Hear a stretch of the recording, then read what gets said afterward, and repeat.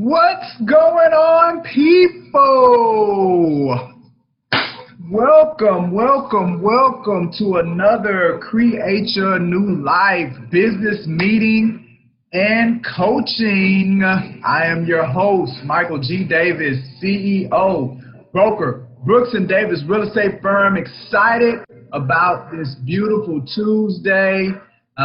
What is going on? Extremely excited about what we have to talk about today. So if you are visiting us, maybe you're on our YouTube channel or somebody sent you this, then you need to send them a bottle of wine and a thank you card, because let me tell you something. They didn't send you a crown jewel today, baby. We got some great information that we're going to talk about. So now, look, we're always looking to bring on talented individuals. So if you hear anything that really just stands out to you from today's conversation, then you're going to have an opportunity to click on a link and schedule an online or in-person conversation with us. So you're going to get that opportunity as well. Because look, man, whether you're licensed or not, we got something for you. Margaret's on board with us. What's up, Margaret? So she knows that at any time she can ask questions, she can stop, she can engage. Margaret, I'll make sure that my speaker is turned up so I ain't got to worry about you talking and I can't hear you. We got past that, so she knows that she can do that. But look, let's go ahead and jump into this thing. I'm excited, so excited today about what we got going on. All right, we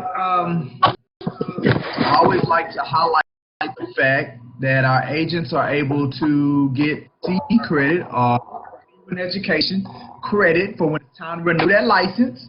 They just got to do these 4 things. So we know Margaret's gonna get her another hour of CE credit, so she ain't got to worry about nothing when it comes to electives when it's time to renew her license. So those 4 things, you got to be logged in. Identification, so I know you are who you are. Got to be able to see you, and you got to stay online the entire time. You do those 4 things, and guess what? You got to see credit. Oh, yeah, okay. So I'm going the wrong direction. All right. We'll start here. Again, we're on YouTube. We're on Facebook, LinkedIn, Instagram. We're on Twitter. So, look, I love coaching. Like we grow. We're all about sales. We're all about learning. So we send a bunch of content every week on multiple social media platforms. So as we're growing, we're getting new information. We're getting better at this real estate thing. We're pushing that content out there, and you have an opportunity to subscribe, to like to our different channels, to follow us, to learn, right? And to be able to share this information. You have the opportunity, you can share it to other people as well. All right? Now, I know I mentioned this earlier, that if you see something or if you hear about something that I'm talking about today, right? If you're a realtor and you're with a broker, considering making a move because it's not working, right? This thing's not working for you, and you wish you had somebody that could coach you up, then you can click on this link and we can schedule an online or an in-person introduction so you can learn more about the better options out here, right? You ain't got to be licensed. You could, in the process of getting your exam, you taking the classes, maybe you've taken all the classes, you just taking the test. Wherever you are, if you like what you hear, you see what we have to offer, then you click on that link. Let's schedule this online and in-person company introduction so we can talk to you more about it. And I already talked to you about the CE credit piece because my slides the wrong place. But it's all good. So now, Margaret, can you do me a favor and mute yourself? See if I can mute you. But I did it. Don't worry about it. I did it. All right, so The title for today is Question Your Way from Conflict to Collaboration, right? We're still in our book, right? Never Split the Difference by Chris Voss. This is session number 6. So we are over halfway through. Y'all better jump on this train, baby. We got great stuff that we're getting out of these sessions. And so today we're going to move to the next part of it, and we're going to be talking about calibrated questions. How to get yourself in a position to where you can control the conversation, control the environment to influence it into the direction that you want it to go, right? In addition to that, we're going to be talking about our moment in core, whereas agents, Brooks and Davis agents, we're trained here to always give our best in whatever we do and make things better. So we're going to look at that. Also going to look at a business software tool that our agents are able to capitalize on to help them better understand the mechanics of a real estate transaction. And what I'm super excited about right now is we're doing our live mastermind discussion at 2:30 today, going through our Brooks and Davis Facebook page, Mastermind Through Tough Times. I'm super excited about that. We're going to be looking at recessions, right? And as realtors, why we should give a damn about it, right? So that's what our discussion topic is going to be today on Facebook Live. So we're going to go in a little bit more detail about that later as well. So as you can see, I'm geeked for what we have coming up. So the quote that we have today comes from, let's see, Maxine Waters, actually. So Maxine Waters, you know, she's a congresswoman. She be holding it down on our behalf in Congress. But this is what she said. I dare you to be fair, is the quote that she said. I dare you to be fair. And I'm assuming Maxine probably said that as a charge against those powers that be that probably use their level of control for the dark side, right? Because again, one of the things that we're going to be talking about today is control, especially in negotiation, how to control where it flows. But the difference between us and probably the people that Maxine was talking about is that we're not doing it to be manipulative. We're not doing it to take advantage of people. We're doing it to get to a common goal. Because remember, what we've talked about in this whole negotiation thing is not about winning. It's not about losing. It's about getting to an agreed upon result. Getting stuff to happen is all negotiation is about. Getting to an actionable item, right? And there's just a lot of psychological and emotional things that are involved, and that's just the way that Chris has approached it in the way he wrote this book. So Maxine says, I dare you to be fair. Maxine, we gonna be fair. Don't worry about it. But that's the quote that we have for today. All right, now, moment in core. What we gonna look at today? Now, you know we always spend time looking at our core ideology. We know our core ideology is made up of our core goal. It's made up of our core mission and our 5 core values. So the value that we're going to look at today is the value that we hold true to of always giving our best and every day making our best better, right? So what does that mean, Mike? One of the things that I do in my coaching is that we have an exercise called the life wheel exercise.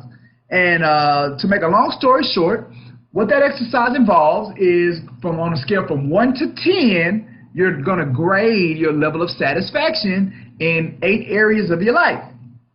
So again, that's what the exercise in our coaching as we do it. Now, a lot of times people get held up on the fact that they can't, they get held up on the fact that they don't want to do a 10. They don't want to pick 10. So, and the reason they don't want to pick 10 is because they want to leave room for improvement. I understand. You want to leave room for improvement. But guess what, guys? Just because you're a 10 here doesn't mean this is always going to be a 10 for you. This is what I tell my people.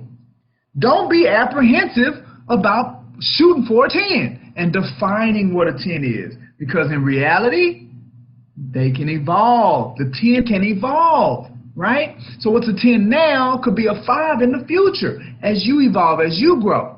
So our ideology of always giving our best is always going for 10, period, in everything. When you finish it, be in a position where you can grade yourself and give yourself a 10 because you know that you've given your best. You come to it at 157% every time, everything that you do. That's what always giving our best is about. But it doesn't stop there, right? Because remember I said that 10 can evolve, and you want it to evolve.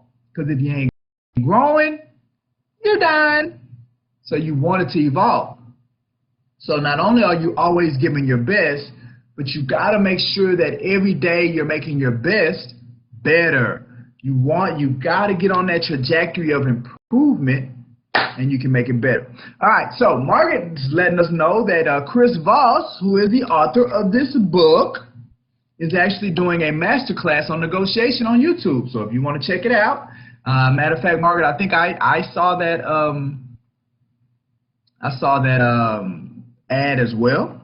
So she's right. He's doing a masterclass on negotiation. Oh, Mr. Chris Voss. So I think it would be great for you to fill yourself in with as much of this great knowledge that Mr. Voss is offering to us, because it is truly life-changing if you capitalize on it the right way.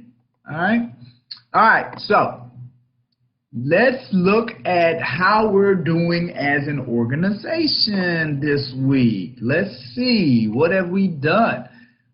So we want to give a shout out to one of our newest agents, Merle Davis. Got some new production on the board. Congratulations, Merle.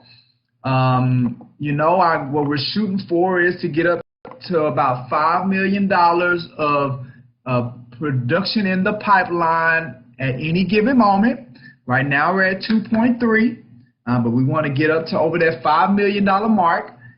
So congratulations, Merle. We see who our top 3. That's adjusted because we had some closings last week. Some agents got some checks, putting money in their pocket. Worked with the client, got the client to the closing table. Now everybody's happy. So we got a new person into the top 3, Miss LaQuanta Davis, my favorite realtor. It's my favorite.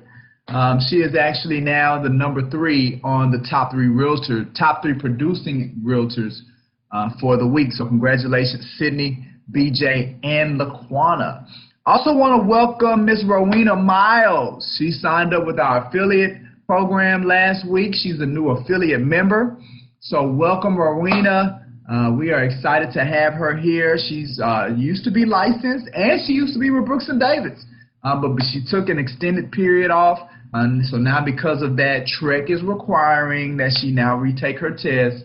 So until she does that and passes that, which we know is not going to be a problem for Rowena, she's going to be a new affiliate member for us. So welcome to the family, Rowena. We're excited for you to be here. All righty. So let's jump into proprietary programming. Let's see, what are we going to talk about today? You know, with our proprietary programming, we're always looking for opportunities to showcase the things that our agents, the tools that our agents find the most valuable when it comes to what we offer. So the one that we're going to look at today is actually the number 1 item, and as far as the eyes of our realtors, and it is our Success in Real Estate Machine. I like this one because it offers a demo video that I can show you. So this is it in a nutshell.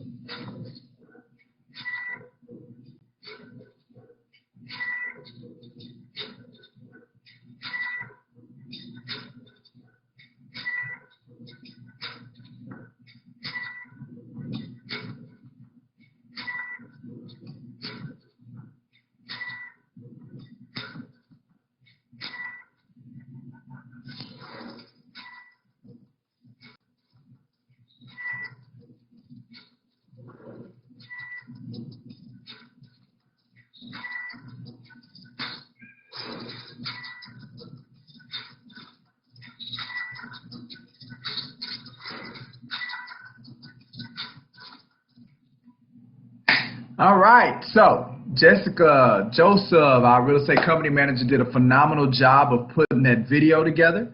Again, it showcases that portion of the training that we're able to offer through our Success in Real Estate machine. It's phenomenal software. So when our agents sign up, all they have to do is get access, get their login, and then from that point forward, they click on this link, and it'll take them to the sign-in, right? So this is the great thing about this, right? Because they'll get a sign-in. Let's see. Go to my sign-in.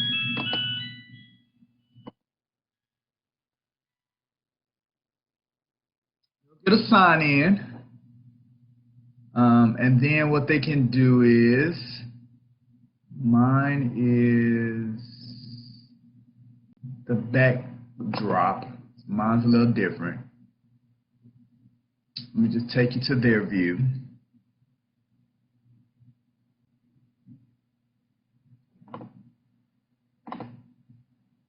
Boom. All right, so they'll get their login, and here we go. They'll have access. So just as the video showed, it's a series. They click on this right here. It's in essence 7, I would say, chapters. 7 chapters in this software. And an agent, they can choose to go, line by line, video by video until they complete the whole thing. So it's like a course. They could approach it as a class, right? And it'll tell you, how far through it that you've gone. So they could do it that way, or just use it as a resource.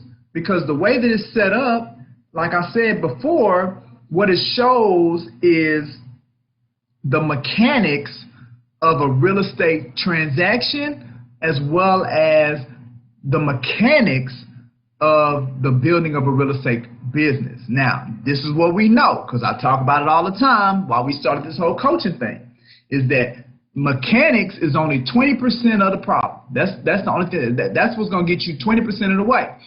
Yet most people, especially when they come into this business, that's what they want to learn. That's what they focus on, getting the mechanics. But then they wonder why they're not getting the results. It's because mechanics is only 20%. What's the other 80%? Psychology is what's going on between your head. It's emotional mastery. It's that stuff. And that's what's holding most people back. But when we get to the point of the mechanics, it's great to have a tool like this to where you can get a clear understanding of how to do a real estate transaction and how to build this business the right way. So it's 6 different skill sets that we go through, and it shows the agent, they'll have access to being able to utilize that tool and that software. So again, that was voted our #1 tool. Our top software is our Success in Real Estate machine.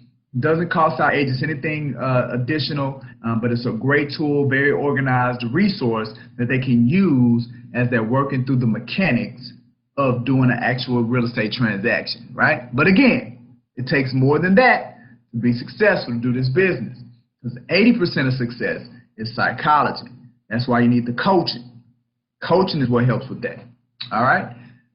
Perfect. Let's see. All right. I am super excited, guys, about this right here. Today is the day. Hear ye, hear ye. Today is the day. What's the day for? What's the day for? Mastermind through tough times live discussion. We're going to start the first one today. They're going to be on Tuesdays at 2:30. So they're right after we do our, right after we record our Create Your New Life. But we don't post those until on Wednesday. But the actual live session is going to be on Tuesdays. All you got to do is go to our Brooks and Davis Facebook page. Go to Facebook, type in Brooks and Davis Real Estate Firm. It's going to pull up our business page. Like it. And then boom, at 2:30, be ready. Put your seatbelt on, because it is going to go down, right? The whole point of this mastermind is that we're going to be discussing research that we've come across the globe through different time periods to look for strategies that we can execute now as realtors. Realtors looking to serve buyers, realtors looking to serve sellers, realtors looking to help investors, right? But guess what? The information that we're going to be talking about, yeah, it's going to be really mainly towards realtors, but the information is great for anybody. Like if you're considering buying a house right now, you need to see this stuff. If you're considering selling a house or investing in real estate, you need to see where the market is moving. So if you're curious, you're not a realtor, but you're curious, this is the live discussion right here that you need to take a part of. Because I'm telling you, we're talking about strategies and things you can execute. And it's going to be in such a warm environment. It's going to be like being at a backyard barbecue, right? So it's no judgment zone. It's going to be real light. No question is a dumb question. We want questions from the studio audience. We want questions from the people watching on Facebook Live. We want comments. We're drawing everybody into this discussion so we can walk away better. We can walk away with techniques or topics that we can utilize as we move forward into the market adjusting or the market shifting. So I'm super excited about this today. Go to Facebook, type in Brooks and Davis Real Estate Firm. We're going to do it on Tuesdays. So every Tuesday at 2:30 we're going to go live and we're going to have topics. The topic for today, our very first topic, is going to be what is a recession and why should realtors give a damn about it? That's what the topic for today is going to be. All right. So we just had Merle come on. She's not muted. So let me mute her. Coming here making all that noise. Boom. All right. So now Merle is muted. All right. Let's see. I'm gonna let her turn the video on though. But you can't talk, Merle, because y'all don't know what was going on with your stuff. Just throwing it off. What's going on, Merle? Let's see. I'm trying to see you. Maybe Merle don't want to be seen. All right. So Facebook Live. Excited about that. It's going down. Let's do it. All right. Now, guess what? It's time to jump into our training where we are going to continue in our book, Never Split the Difference, Negotiation on Steroids, right? So you can become a master. You need to become a master of influence. You know, I was working on my coaching tip prior to getting on with this Create Your New Life. And I can say it now because by the time anybody else sees this video, I will have already posted the coaching tip because I post them on Tuesdays. But my coaching tip for today is going to be about influence. Because and one of the things that I say is if your results that you want from your business, any kind of business, if the results that you want is dependent upon people, then you have to become a master of influence, right? And at the end of the day, influence is this: negotiate. And negotiating is influence. That's all it is. It's all about results, man. And these psychological strategies and tactics that Chris talks about, that we've been talking about, they're things to be utilized to influence and persuade people to assist you, to collaborate with you, to partner with you, to achieve results that you want. That's it right there, right?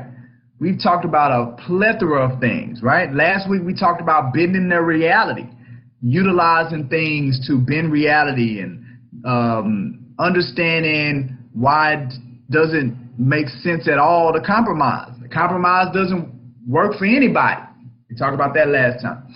We talked about utilizing deadlines for our benefit and when to use the F word, right? And then we were talking about the F word, fair, last week. So if you missed last week's episode, I tell you, go back. Episode 131, it was a great one because it gave you some strong ways to approach from a negotiation standpoint, to be able to bend people's reality, your counterpart's reality, bend it in the direction that you need them to be for you to accomplish what you're trying to accomplish. So that was last week.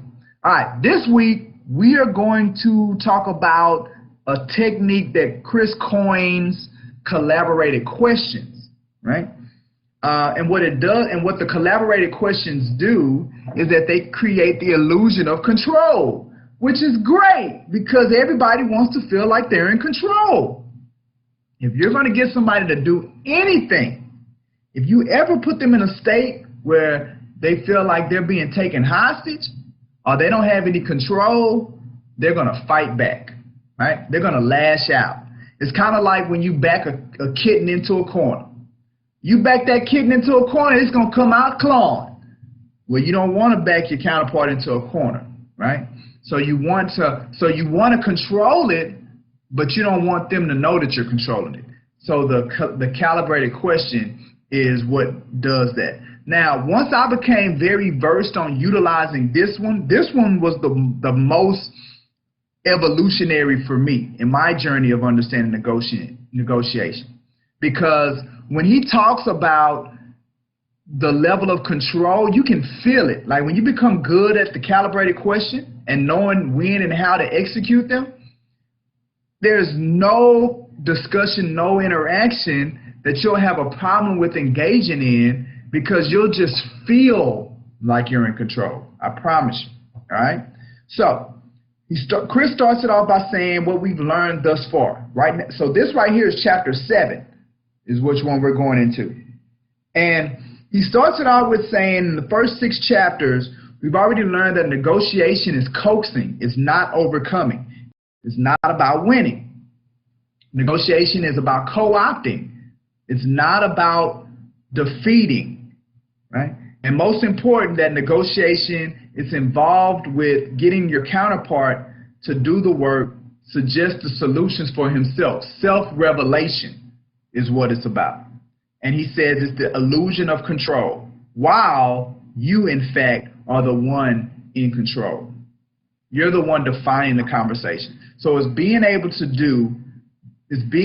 to define the conversation without the other person feeling like you're doing it.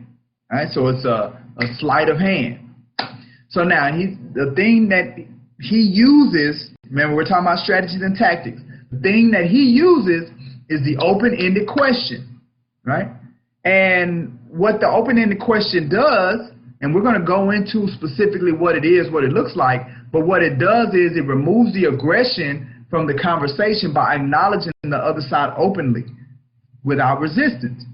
So because you're now inviting the other party to assist, you're inviting them to collaborate, because you're doing that, then it removes any aggression or defense that they may be bringing to the table. In essence, you may have them backed in the corner, but they can't tell that they're in the corner. So because they can't tell, they're still open to collaborate.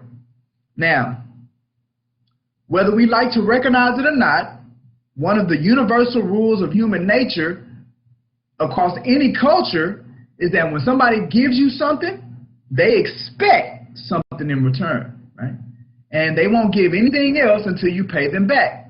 The reason that that's important is because the collaborated question is an open-ended question. I know we probably heard it presented that way, meaning that it can't be answered with a yes or no response.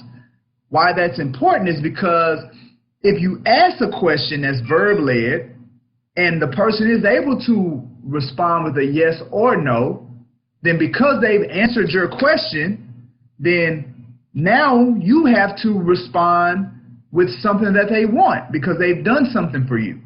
And you could put yourself in a situation where you've lost leverage because now they won't do anything else until you do them a solid like they did you a solid by answering your question. So that's why it's important that you stay away from the verb-led questions, the questions that'll produce a yes or a no response, right? So now, the thing about the calibrated question, it's utilizing the right words, starting off with the right words to get your counterpart to engage, right? So it's natural and normal. What you're trying to do is that you don't want a fact, not telling them to give you a fact. You're asking them for help. And one of the biggest ways to do it is using the word how, right? How, if somebody engages you with something, you want to know how are we going to do that? Even if it's that crazy, right? If they say, Michael, I want you to give me $1 million, you're going to give me $1 million right now. We know that's asinine. But the way to respond is, I'm not going to give you nothing. That ain't the way to do it. It creates a level of defense. The way you do it is say, how am I going to do that? How am I going to do that? Right? So you haven't engaged them in such a way, you haven't given them a target to attack, because all you did was ask a question. Right? And in reality, the secret to gaining the upper hand in negotiation is, again, giving the illusion of control. So now when I say, how are you going to do that? Now the ball's in their court to say, if it can be done, tell me, show me, give it to me. But in reality, I know it can't be done, and I know you can't come up with a way to do it because it's not doable. But again, you're masking the illusion, you're offering the illusion of control and allowing them to feel like they have it. All right. And the reason that it's important that you learn that trick is because if you don't understand that dynamic, you'll end up having showdowns. And the worst thing you can do is try to negotiate in a showdown. And what a showdown means is you got two people trying to impose their point of view. You got two people trying to be right. And what you'll end up with is you'll get two hard skulls banging against each other, causing a bunch of friction, right? It ain't much that can come from two hard skulls banging against each other, right? Just ask the NFL. You get CTE, right? People losing their minds, crazy, banging the brain. So ain't nothing positive can come from that. So that's what a showdown is all about. Why you gotta avoid that? Well, the best way for you to do that is to get the other side to drop their unbelief. You're not necessarily trying to get them to agree with you. You're just trying to get them to drop the fact that they don't agree, right? Just open up the door a little bit to reasonable doubt, right? That's a term that we hear in the legal industry. Hey, look, I may not be right, but I may not be wrong either, right? That's where you want to keep them, because that's what continues to promote the collaboration, and the collaboration is what you need. Okay? Now, you don't directly persuade people to see your ideas. One of the things that Chris says is that he says you ride into your ideas. I think the reason I think that's funny is because it gives me a visual of you literally on top of a person riding somebody like a horse, right? But this is what he says.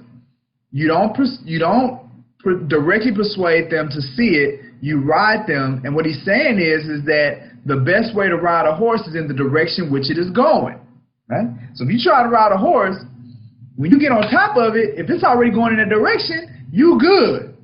So what he's saying is that when you're dealing with your counterpart, don't first identify where they're going, and then you figure out a way to leverage where they're already going to drive them into the direction that you want them to go, to steer them into the direction. But you're doing it based off of the effort that they're already putting in because they're moving in a particular direction. Again, it's that illusion of control. If this is where I'm already going and you just hop on board with them, and as you're riding them with them, well, when they begin to shift slightly in a different direction, because guess what? It doesn't necessarily have to be a dramatic change.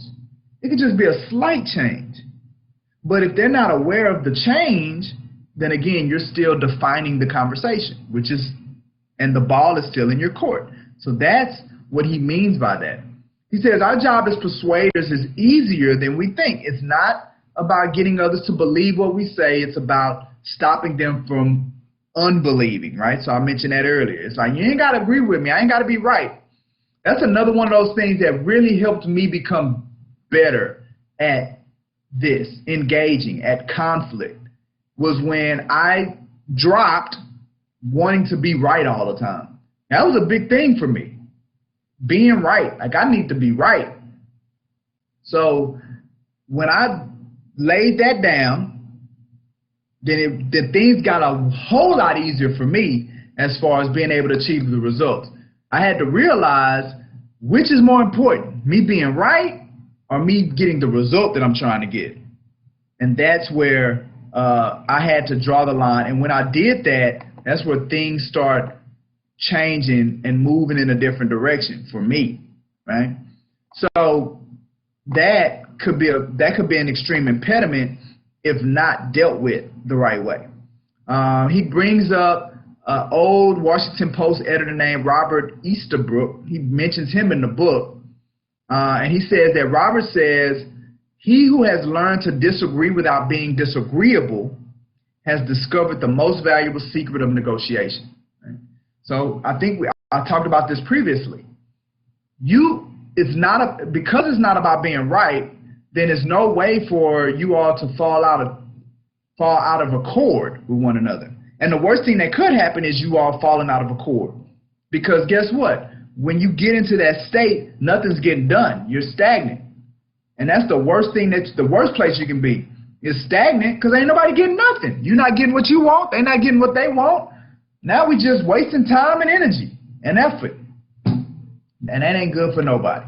So you got to learn how to disagree without being disagreeable, right? That's another one of those lessons I had to learn, right? So these are lessons that I'm not telling you stuff that I heard, right? I'm telling you stuff that I experienced, right? Chris offers this scenario. I'm just going to read it verbatim. As a way to describe what he's talking about here, he says, when you go into a store, instead of telling the sales clerk what you need, you can describe what you're looking for and ask for suggestions. He's saying that that's a more effective way to position yourself to negotiate, right? So instead of going in there and saying, okay, look, I need to buy a laptop, I need 100 megabytes. Or this laptop. I'm coming in here for this laptop right here, this Dell 2062 MP45, whatever. Well, instead of doing that, you go to the clerk and say, look, I need a laptop. I need it to have this. I need to have that. I'm looking to do this with it. And then you allow them to select. Even if you already know you want the Dell, you just tell them exactly what you need, and then you let them offer or select or give some options, right? So now when you do that and you got their suggestions, and then once you picked out what you want, see how you still have not given away your leverage to the other side. Because a trained negotiator, when you come in there and you tell them exactly what you want, this is what you want, then you've already given up the ghost. So now they can hardball you, right? Because you told them, this is what I need right here. There are no other options to go against. So now they can hardline you on that particular one. But if you do it this other way that Chris is talking about, then there are still unlimited options that are open. The other side doesn't know in reality this is the one that you want. You haven't given up your leverage.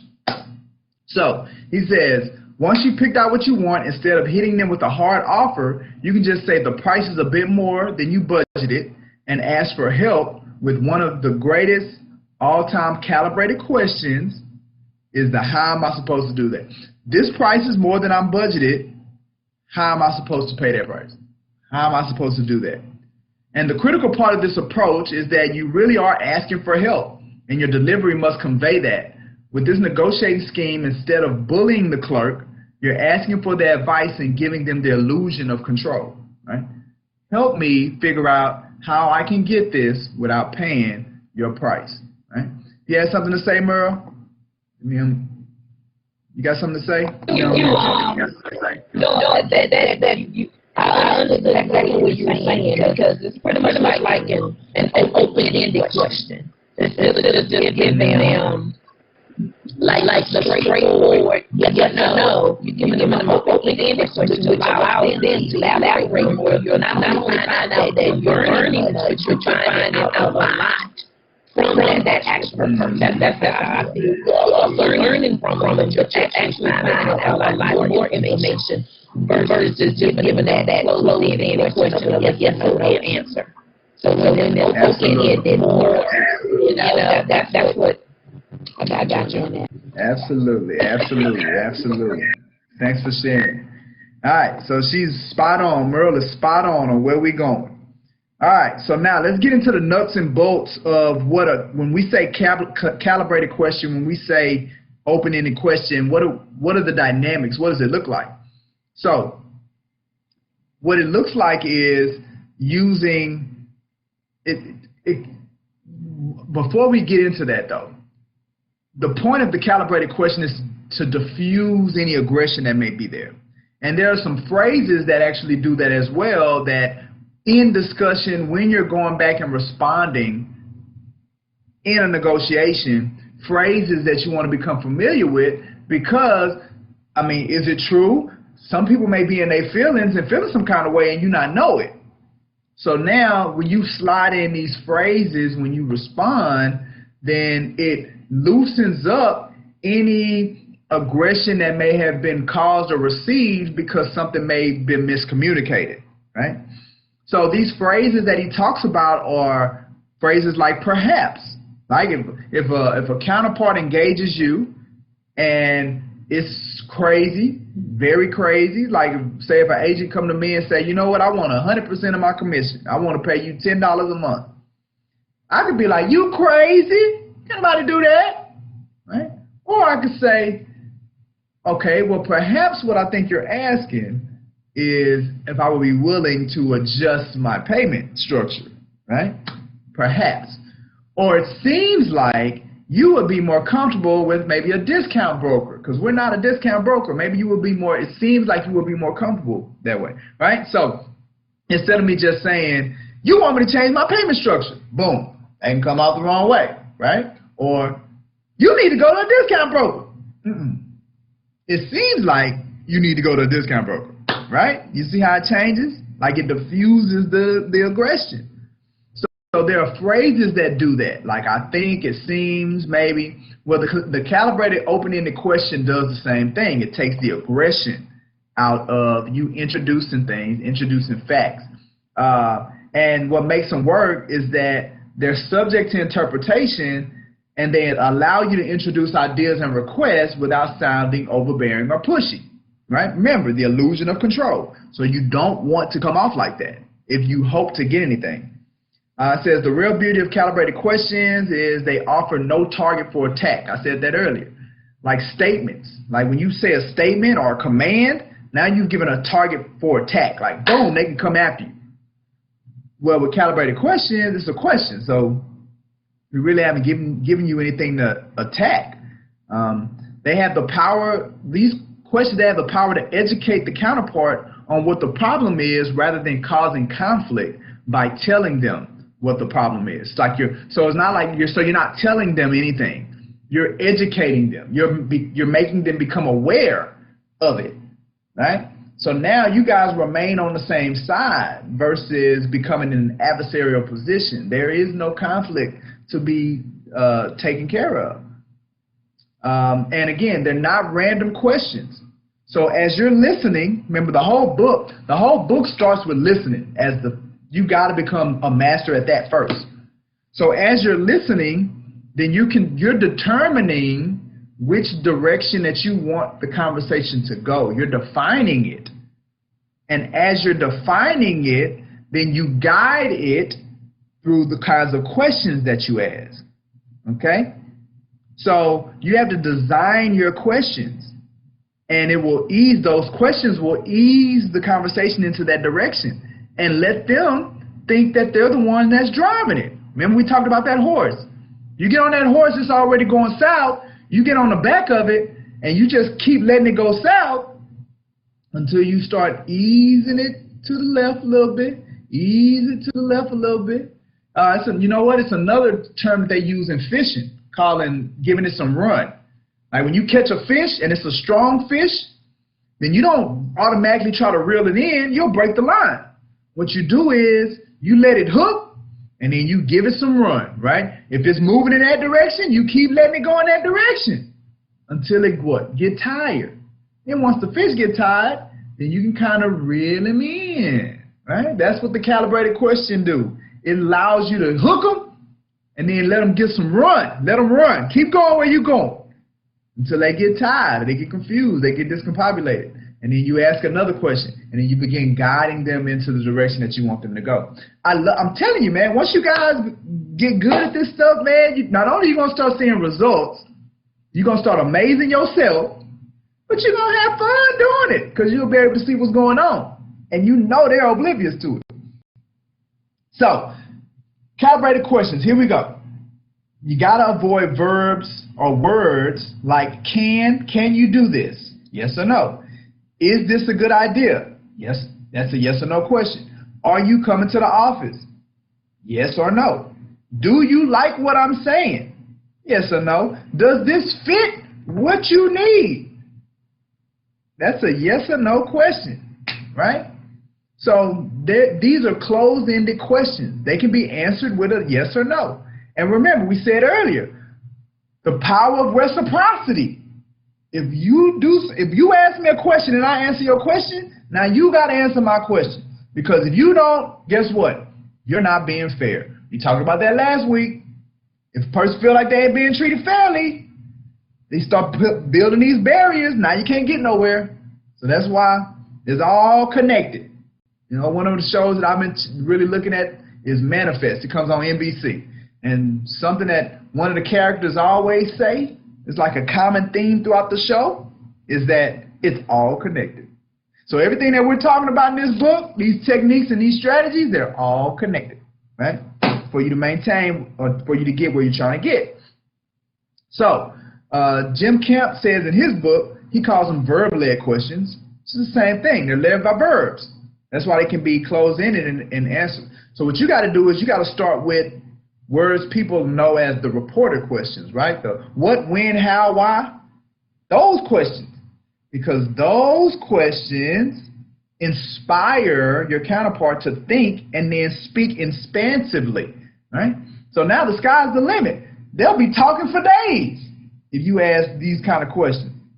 Now, Jim Kemp says all of them open, but I kind of subscribe to Chris because it also makes it a little easier. He says, even though you have access to what, when, how, where, who, what he says is the only ones you really should ever use is what and how. And he says with those two, now he does say sometimes you can use why, but it can be a little tricky. And maybe I may try to introduce it, but it become complicated because I think I just figured it out when to use why. But before, I just wouldn't use it at all. But you use the words how and what. And he says it's better to use those two because who, when, and where will often just get your counterpart to share a fact without thinking. And when you say why, that can backfire because no matter what language that you're saying why in, why prompts, and it's like an accusatory tone. When you ask somebody, why did you do that? Or why do you want that? Or why do you care about that? Like it, and when you think about it, it does. Like if somebody comes at you like that and they say why, you're gonna even if you're not trying to, like you're gonna get defensive. You feel like they come at you by saying why. So you got to be very careful. So why prompts defense. Now he says you can use it, but only use it. And I'm gonna try to say it in a way where it makes sense because, like I said, it took me a while to figure out what he was saying too. You use the word why when you want them to defend your position, right?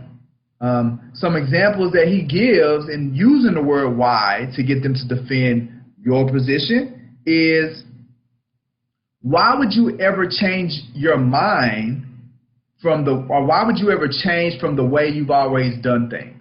So maybe you're trying to get somebody, I'll use me as an example. If I'm sitting with a new agent and my goal is to get them to join Brooks & Davis real estate firm, one of the questions that I may ask them is, why would you ever leave your current firm? right? Or why would you ever join Brooks and Davis in the first place? Like that's why I would say the word why, because guess what? What I want them to do is leave their firm. So I want them to defend them leaving their firm. What I want them to do is join Brooks and Davis. So by asking why, it's going to prompt them to defend why they should join Brooks and Davis, which is what I want, right? Unless it's under those circumstances, he says absolutely don't use the word why. Just use how and what. And until you get an understanding of how to use why, just don't use it at all. Because I promise you, why is just the icing on the cake. How and what, that's the bread. That's the bread on the cake right there. That's the big stuff. Once you get those going, you're going to see drastic changes in what you're able to get or not get. All right. So he also gives some additional examples of verb-led questions, how you can transform verb-led questions into calibrated questions. One, for example, is, does this look like something you would like? Okay, guess what? That could be a yes or that could be a no. We don't want to say that. What you can say is, what about this works for you? Or, how does this look to you? It's the same question, but now you're prompting them to expand their response.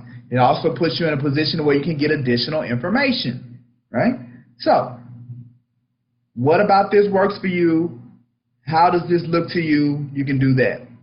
What about this doesn't work for you, right?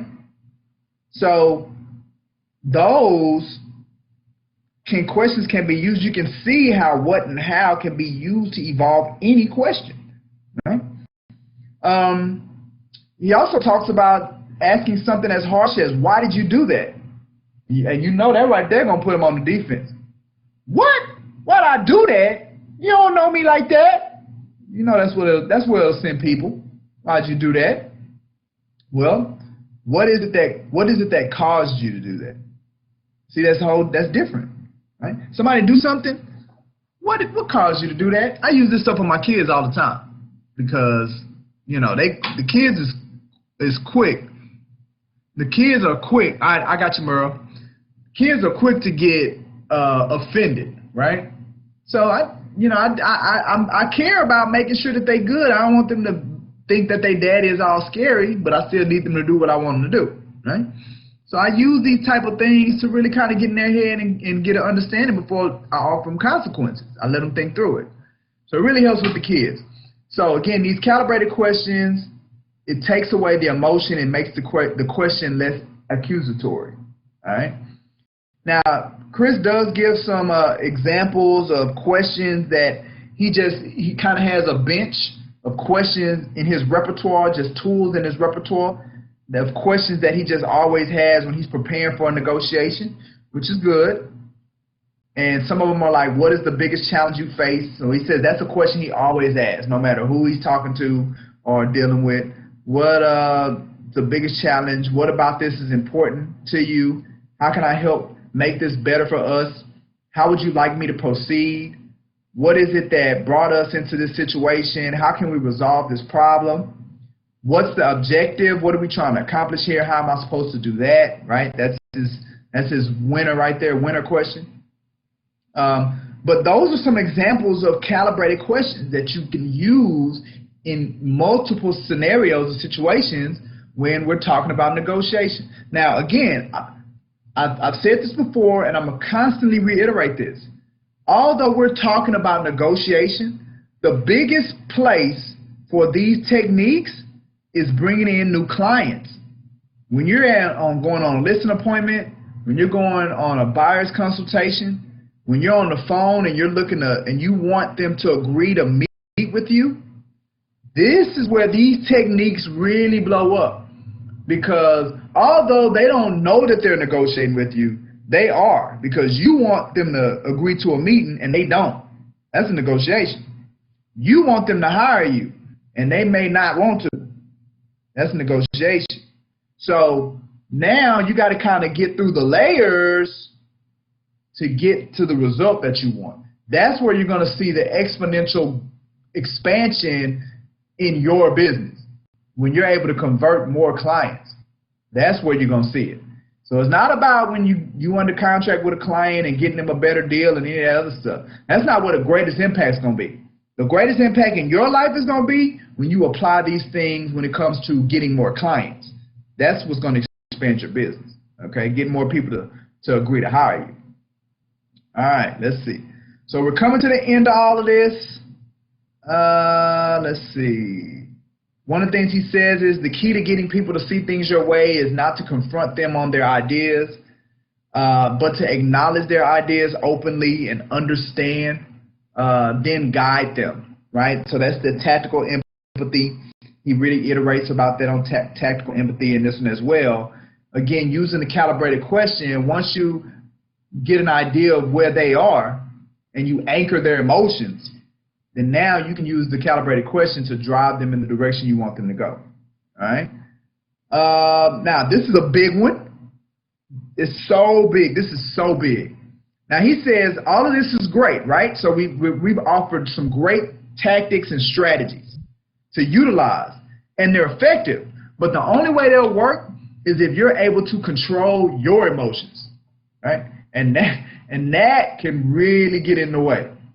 You not being able to regulate self-control and emotional regulation. If you don't have that in place, then anything that we've talked about in these first 6 or 7 chapters ain't gonna work. This is so key. I can't even explain how important this is. It's so important if you can't keep it together. The importance of self-control, because think about it. If you can't control your own emotions, how can you expect to influence the emotions of somebody else? Like if you're in the middle of an engagement with somebody and you all over the place emotionally, how do you think that you're going to be how are you going to be able to control them or give them any kind of illusion of control if you're all over the place? So without self-control or emotional or emotional regulation, you're done. You're not going to get it, right?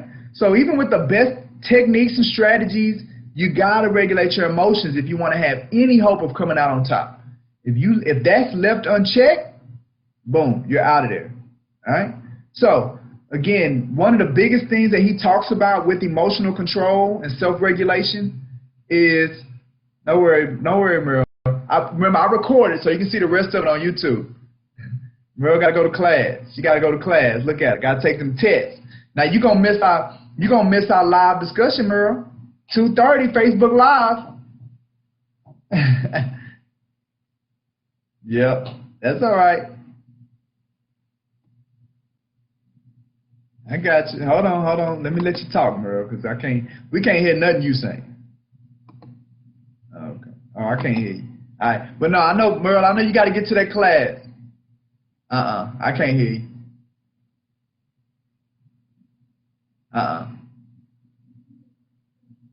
That's okay. All right, we'll see you next time. See you later. Good. That's awesome. All right, talk to you later. All right, perfect. All right, so we're almost done. We're about to wrap this up. So the first basic rule of keeping your emotional cool is to bite your tongue, right? Not literally bite your tongue, but before you respond, before you have a knee-jerk, passionate reaction to what somebody has said, you got to pause, because that pause, it lets you think, and then it lets the passion dissipate. The worst thing you can do is go in with a passionate response, a passionate reaction, because I promise you, you're going to say the wrong thing. It's not going to give you the impact that you want, the result that you want. So biting your tongue is just offering that time. You pause. So if you can't control nothing else, just control you pausing. Because as long as you can control that, then you've given yourself the ability for the passion to dissipate, for you to begin to think, and for you to come down a little bit, right? So that's heavy. That takes a lot. It takes a lot of strength to be able to do that, all right? So with all of that, you're able to collect your thoughts. You're able to be more circumspect. It lowers your chance of saying more than you want to say. Keeps you in control. Another simple rule is when you are verbally assaulted, because it's going to happen, do not counterattack. Instead, disarm your counterpart by what? Asking a calibrated question. Right? Either do that or utilize a summary, a mislabel. We talked about that technique. Well, it seems like you're angry. It seems like I said something that offended you. What is it that I said that offended you? Boom. Mislabel, calibrated question. Back to back. And now they're, exactly. Let's go. So that's why when you're able to start identifying the opportunities and the areas where you can utilize these things to define the conversation, boom, you're taking off. You are taking off. All right, so now we already talked about control, and let's talk about the psychological impacts of people not feeling like they're in control. What Chris talks about at the end of the chapter is when people feel that they are not in control, then they adopt what psychologists call a hostage mentality.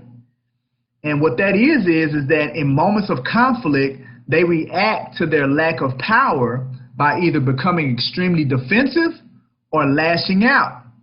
He says, neurologically, in situations like this, the fight or flight mechanism in the reptilian brain or the emotions in the limbic system overwhelm the rational part of our mind, the neocortex, that's the rational part, leading us to overreact in an impulsive, instinctive way, right?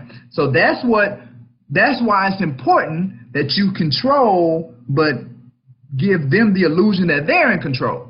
Because if you don't, and they bring that hostage mentality, they go into that primitive reptilian part of their brain, and now it's about fight or flight, then that's what you get. They're either going to get defensive, or they're going to lash, or they're going to run, they're going to escape. And none of those three things work in a negotiation, because you're not going to get the result that you need.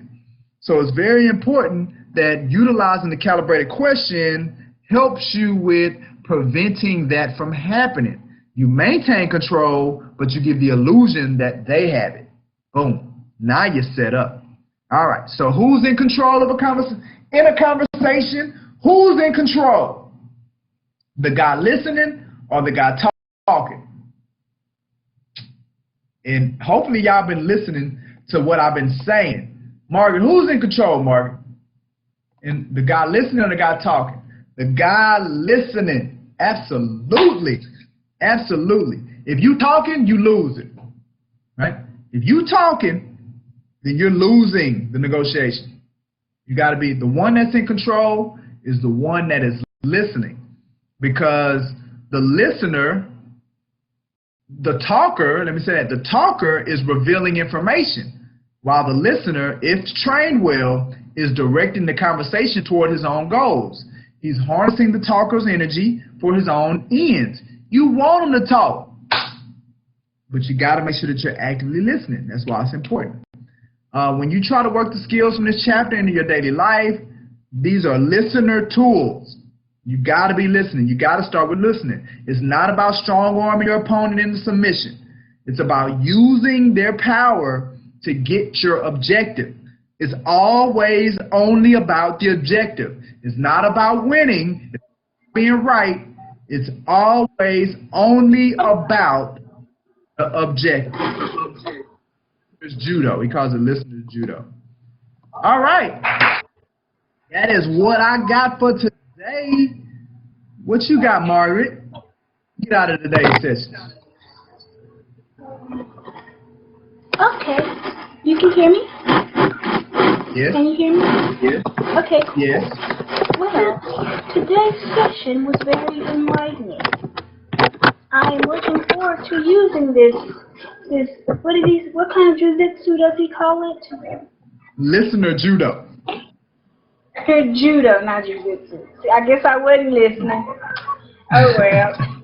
I'm looking forward to that. It's just going to take some practice. Absolutely. And me being conscious of it. Don't worry. I'm gonna make sure that you get enough practice. We're gonna practice this thing, all right? because I'm getting it, and I promise you, I use it every day in so many interactions. I'm using this stuff. So, you know, like I said, me teaching this really helps it instill more into me an understanding of it, right? So after this is all said and done, man, I would have probably went in and out of this book, man, 5-6 times to really internalize and understand. Like I said earlier, today was the day I went to use why. I understood it finally. Like, okay, today was when I realized I understood, oh, this is how you can use why. I get it now. Boom. So it's going to take time, but commit to it. Because once you get it, man, it is life-changing. I promise you it is. All right? All right. What else? All right. Well, guess what, Margaret? In less than an hour, we're going to be going live. Yeah. I'm talking about we're going live in less than an hour, y'all. Facebook business page. Mastermind through tough times. Let's get this business going. All right, but before we do that, let me wrap up here. Our agents are able to get their hour of CE credit. So we know that Margaret, she's got her hour of CE credit. She did things that were needed to be able to do that. We're really hands-on here at Brooks Real Estate Firm. If you're a realtor and it ain't working, it just ain't working for you. You don't know why it ain't working? You need to click on this link and schedule an appointment. Get a company introduction so you can see the better options that we're offering, because we're here to, I'm here to not only show you why it's not working, but to show you how to get it to work. And if your broker's not doing that for you, then nobody else is out here. Direct's not doing that for you. HAR is not going to do that for you. NAR, TAR, none of these minority trade associations are going to do it. If the broker is not doing it for you, you're not going to get it. So if that's your situation, which I'm pretty sure it is mostly our situation out there, you need to click on that link and schedule an online or in-person company introduction so things can change for you, all right? And again, you may not have gotten your license yet, but you're in a process, you're taking classes, you need to take that test, or maybe you've taken that test, you can't pass that test. If you can't pass that test, you click on this link and schedule an online or in-person company introduction, because we got something for you too to help you get past that test. Right? So we got plenty to offer. You don't have to just sit in the mess of not getting your results. You don't have to do it. Right? So get up out of the mess, do something about it. Take you to the next level. All right, and then again, we send a lot of content. We're always researching, reading, growing, learning, and we send all the things that we learn. We push it out there on our social media as content for other people to learn and grow from as well. So if you're not following us on Facebook or YouTube or LinkedIn or Twitter, Instagram, I highly encourage you to get connected with us, because you're going to learn and we want you to share it. All right? With that being said, we are done for the day. I'm going to get my music going, get my mind right, so we can get to Facebook Live. No, we are done. We are done today. We got another one in the book. Create Your New Life Real Estate Business Meeting and Coaching Session. Another one in the book. It was jam-packed. You know, our next session for next week, we're going to be discussing how to spot the liars and ensure follow through from everyone else. We're going to be doing that next week, right? How to spot the liars and how to ensure execution. Because if you ain't getting them to do what you want them to do and they lying to you, you're still not meeting your objective. So we're going to talk about that next week. But look, Facebook Live, 2:30. Type in Brooks and Davis Real Estate Firm. We're going to be looking at this recession thing. We're going to be coming up with strategies. We're going to be talking about how to enhance our business and get more clients. You need to go to it.